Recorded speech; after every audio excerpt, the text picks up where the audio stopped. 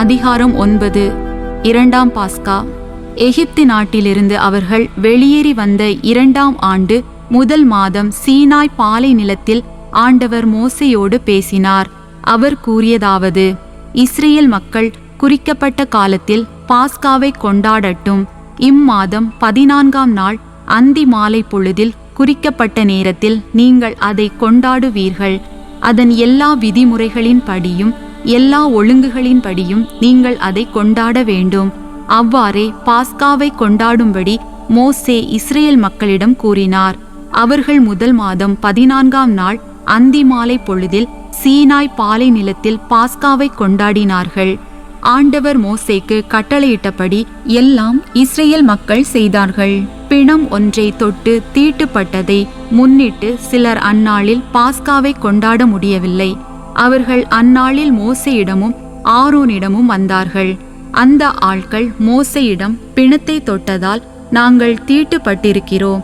ஆண்டவருக்கான காணிக்கையை குறித்த காலத்தில் செலுத்த இஸ்ரேல் மக்களிடையே நாங்கள் மட்டும் ஏன் விலக்கப்பட வேண்டும் என்று கேட்டார்கள். அவர் அவர்களிடம், உங்களை பற்றி ஆண்டவர் இடும் கட்டளை என்னவென்று நான் கேட்டறியும் வரை பொறுத்திருங்கள் என்றார்.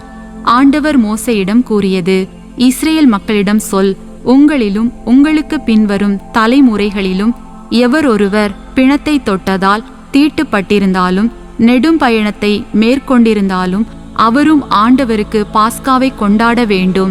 2ஆம் மாதம் 14ஆம் நாள் அந்தி மாலை பொழுதிலேயே அவர்கள் கொண்டாட வேண்டும். அவர்கள் புளிப்பற்ற அப்பத்தோடு கசப்பான கீரைகளோடும் அதை உண்பார்கள். அவர்கள் காலை வரை எதையும் மீதி வைக்கவோ அதன் எலும்பு எதையும் முறிக்கவோ கூடாது. எல்லா விதிமுறைகளின் படியும் அவர்கள் பாஸ்காவை கொண்டாட வேண்டும்.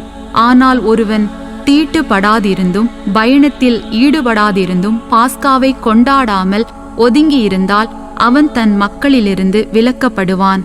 ஏனெனில் அவன் ஆண்டவருக்கு உரிய காணிக்கையை குறித்த காலத்தில் செலுத்தவில்லை.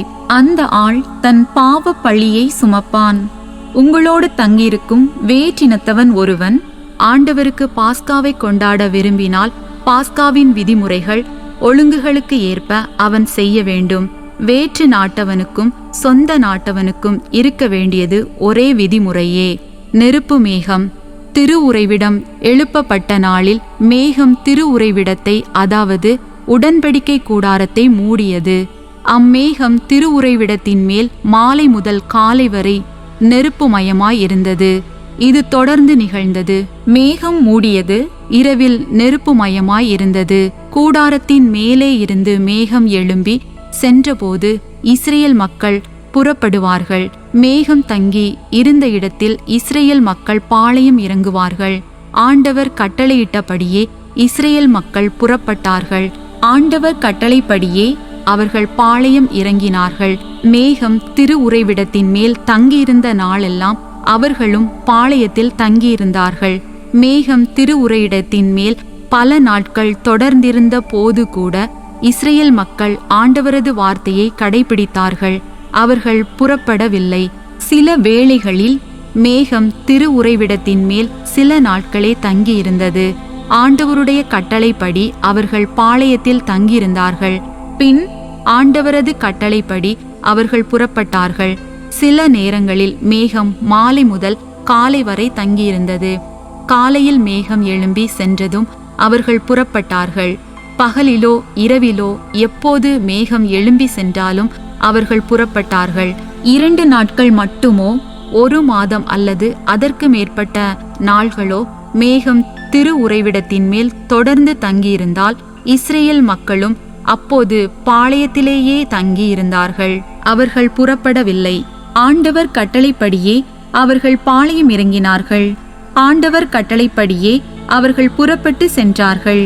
ஆண்டவர் மோசே வழியாக கட்டளையிட்டபடி அவர்கள் ஆண்டவரது வார்த்தையை கடைபிடித்தார்கள்.